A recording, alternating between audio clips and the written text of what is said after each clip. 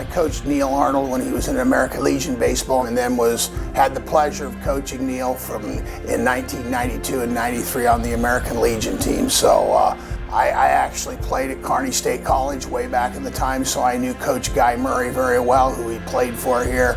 He was a guy that I know Coach Murray wanted desperately in his program, and we're fortunate enough to get Neal to stick around Kearney and give him 4 great years.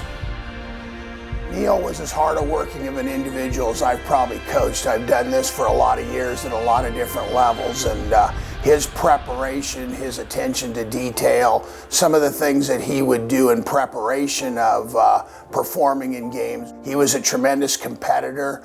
He was a young man that wanted the baseball against the best teams that we played and was up to the challenge each and every time to give it everything he had. I think Neal came to the University of Nebraska Kearney, and I think he had like 54 appearances for him, at which he made about 34 starts. He threw 15 complete games, I think, during that tenure at Kearney, and you don't see a lot of complete games in the major leagues anymore, or anywhere for that matter, so pretty good accomplishment there.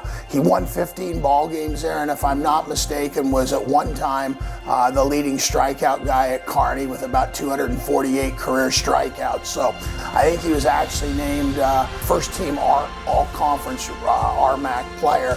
Might have been the first Loper to do that. I kind of followed that at that time, and through all of those accomplishments, actually in about 1997, I believe, he was drafted by the major leagues in the 28th round by the St. Louis Cardinals. So I think those statistics speak for themselves when you start talking about a Hall of Fame player, and he checks off all the boxes. Besides those statistics, he was a guy that never bragged about what he did.